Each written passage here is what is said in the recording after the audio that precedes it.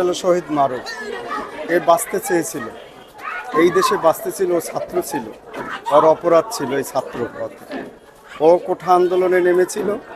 আবু সাইদ মরার পর থেকেই ও বাড্ডারামপুরায় আন্দোলনে ছিল। আমার 3 ছেলে, এটা বড় ছেলে ছিল। আমার এই ছেলে শিক্ষিত করেছি, কলেজ পর্যন্ত নিয়েছি আমি। তো আমার ছেলে 19শে জুলাই গুলিবিদ্ধ হয় ব্র্যাক ইউনিভার্সিটির সামনে। তো আমি আজকে একটু এই আপনার এখানে আন্তর্জাতিক ট্রাইব্যুনাল একটা অফিস আছে, তো ওখানে একটু দেখতে মনে চাইলো, আমি দেখতে আসলাম।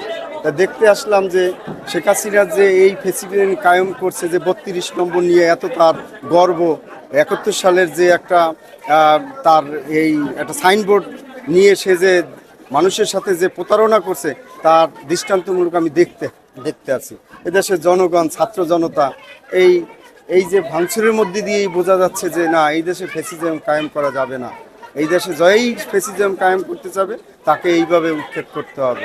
আজকে আমার ভালো লাগতেছে, আজকে দেখলাম যে আমার একটু হলেও মনে ভালো লাগতেছে, আমার ছেলে রক্ত দিলেও আজকে এই যে যে ছাত্র জনতা আছে, তারা আজকে আমার এই প্রতিশোধটা একটু হলেও নিতে পারতেছে।